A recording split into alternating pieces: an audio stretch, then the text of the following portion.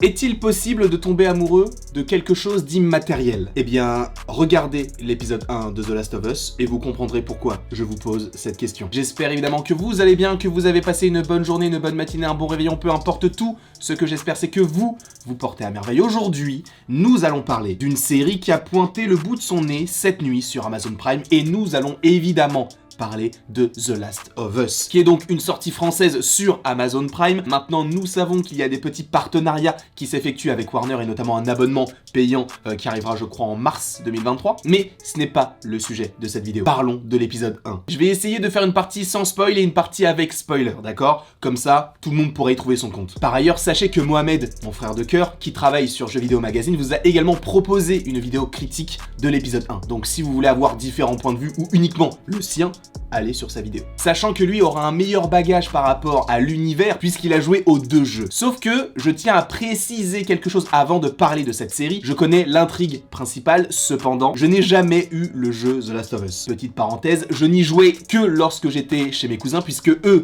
avaient le jeu. Donc je me contentais de quelques petites missions, me raconter un petit peu ce qu'ils avaient fait, etc. Je me cantonne à ce que je connais. Et par conséquent, je n'y connais pas grand chose. Ainsi, sachez que lorsque j'aurai la PS5, ce qui n'est pas près d'arriver bien sûr, mais lorsque je l'aurai, on fera des petits let's play sur le jeu. Ça peut être très sympathique, sachant que vous connaissez un petit peu ma peur concernant les jeux d'horreur. Même si, ce qui est assez intéressant, et c'est aussi ce que j'aime beaucoup dans ce genre, c'est que oui, c'est un monde post-apocalyptique, oui, nous avons des zombies, des claqueurs, peu importe comment vous les appelez, mais ce qui prime, et c'est aussi un petit peu le cas dans The Walking Dead, c'est le côté humain, l'aspect de et après, qu'est-ce qu'on fait? Et la façon dont on élabore une société après une apocalypse, personnellement, je trouve ça génial. Dans le sens où, même si on a des zombies, c'est sympa, enfin, non, c'est pas très sympa un zombie, mais c'est cool d'avoir ce genre de créature et de le voir uniquement, évidemment, en série. Ce qui est d'autant plus intéressant, c'est de savoir comment l'homme réagit face à une telle situation. Est-ce qu'on devient égoïste? Est-ce qu'on cède à la panique? Est-ce qu'on devient altruiste, quitte à se mettre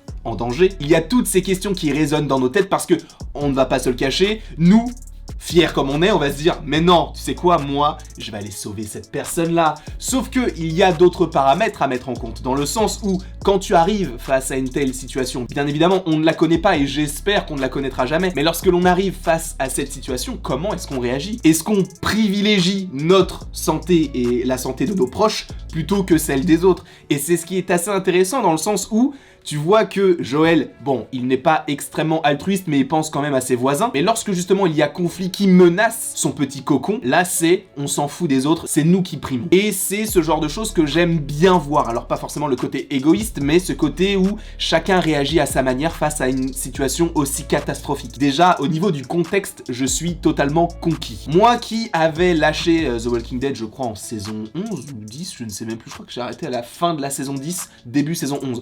Ça me saoulait et je n'arrivais pas vraiment à voir le bout. Là, pour le coup, alors évidemment, on ne peut pas comparer les deux programmes puisque je n'ai vu qu'un seul épisode de The Last of Us et que de l'autre côté, on a sûrement plus d'une centaine d'épisodes, mais c'est vrai que ça fait du bien de retrouver ce genre de programme avec des zombies. Après, encore une fois, ça n'engage que moi, hein, mais je trouve que le contexte est trop bien. Après, parlons de la réalisation. La réalisation, bon, c'est HBO.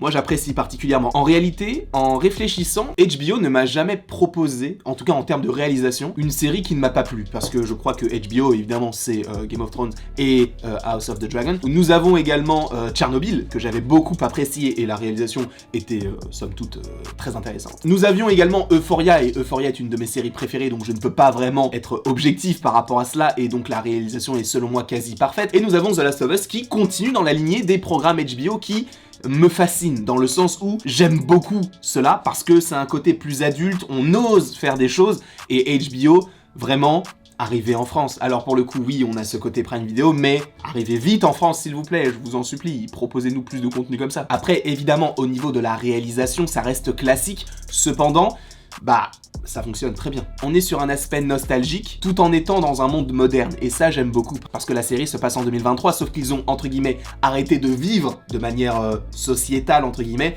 depuis 20 ans, et donc depuis 2003. Donc ça, je trouve que c'est une superbe idée par rapport au fait de rendre la série actuelle, parce que ce qui est beau, c'est que même si elle se base en partie au début des années 2000, les problématiques sont toujours d'actualité. Donc est-ce qu'on a voulu montrer cela, ou est-ce que justement on n'a pas voulu mettre le doute dans la tête du spectateur de se dire ah mais du coup on est en 2023 mais ça se passe en 2018, tu vois, ce genre de questions, là il n'y a pas de questions à se poser. Et ce qui est cool c'est que du coup, eh bien ça nous montre que ce débat est toujours actuel. Cette mentalité, ces mentalités sont toujours actuelles. Et je ne peux pas dire que moi je serais hyper altruiste dans ce genre de situation, mais justement ce qui est cool c'est encore une fois de voir les différents points de vue. Après au niveau du choix des acteurs, alors Pedro Pascal, j'apprécie fortement ce qu'il nous propose et physiquement je trouve qu'il colle totalement à Joel. Ensuite Bella Ramsey, je trouve que cela fonctionne également très bien en tant qu'Ellie, même si encore une fois nous n'en sommes qu'au premier épisode, donc il y aura possibilité d'évolution. Donc pour l'instant au niveau du casting, je n'ai rien à dire, ça colle parfaitement avec l'idée que j'avais de The Last of Us. Là nous allons partir dans une partie un petit peu plus spoiler, d'accord? On ne va pas faire de théorie puisque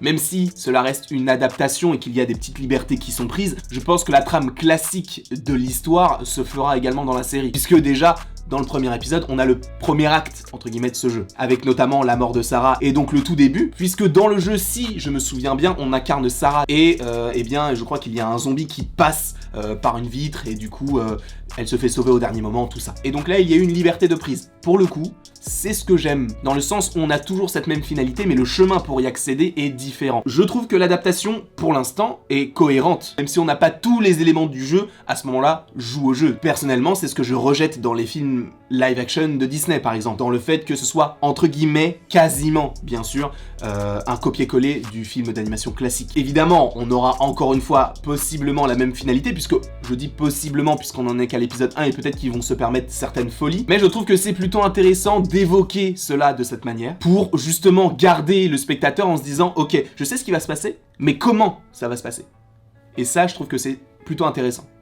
Donc évidemment, la mort de Sarah, bon, j'ai peut-être un petit peu lâché ma petite larme, même si devant le jeu, j'avais aussi peut-être lâché ma petite larme. Il y avait vraiment énormément d'émotions qui se dégageaient, et surtout de la tristesse, notamment par rapport au jeu de Pedro Pascal, puisque c'est un acteur que j'aime beaucoup, et que pour l'instant, en termes de jeu, c'est totalement différent de The Mandalorian, où il a un casque et donc on ne le voit pas. C'est plutôt intéressant, notamment de le voir par rapport à son jeu d'acteur, même si bon, il a fait d'autres films et d'autres séries. Après, au niveau de l'histoire, je peux pas forcément en dire grand-chose, puisque je ne veux pas me risquer de dire n'importe quoi puisqu'on connaît l'histoire, mais encore une fois elle peut changer. Mais pour l'instant, c'est quasiment un sans faute. Je trouve que l'histoire, elle est très bien amenée, malgré un épisode d'1h20, ce qui est quand même énorme pour un épisode de série. Alors évidemment, cela reste HBO qui nous propose des épisodes parfois très très longs, mais ce n'est pas du tout dérangeant. Il n'y a pas eu de moment de lenteur ou de moment vraiment creux dans l'épisode, puisque tout s'est très bien enchaîné, et pour le coup, bravo HBO. En tout cas, j'espère que vous avez apprécié cette petite vidéo. N'hésitez évidemment pas à l'aimer, à la partager, à la commenter et à vous abonner. Cela me ferait bien évidemment extrêmement plaisir. Et personnellement, après tout ceci, il ne me reste plus qu'à vous dire à la prochaine pour la prochaine.